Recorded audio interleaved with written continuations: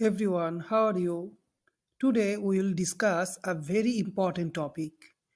In the previous lecture, we discussed types of technical debt or the different types of technical debt that can exist. In this lecture, we will see how technical debt happens. It can happen in several ways. First, let's look at intentional technical debt. Intentional technical debt is a conscious decision that should be documented and scheduled for refactoring. Imagine you are under a lot of pressure at work, so you didn't document properly.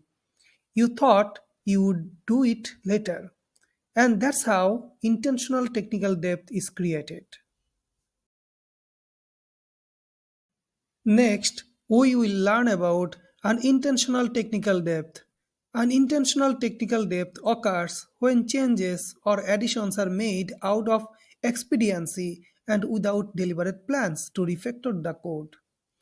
As a developer, you always want to do your best work, but sometimes you might provide a solution that doesn't cover all test cases, and you didn't do this on purpose, and that's how unintentional technical debt can happen. Now, let's discuss documentation depth. Documentation depth is common and happens when developers are too rushed to document their code thoroughly.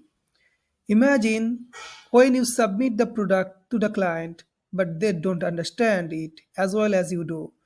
And that's because you didn't provide proper documentation. And that's what we call documentation depth. Finally, we have infrastructure depth.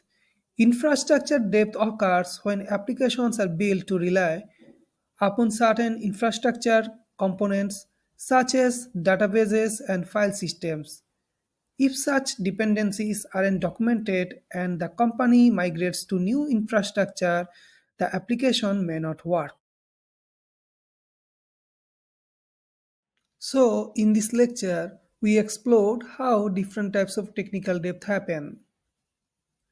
I hope this lecture was helpful to you.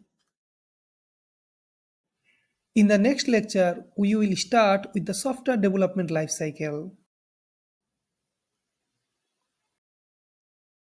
Take care. See you in the next lecture. Thank you.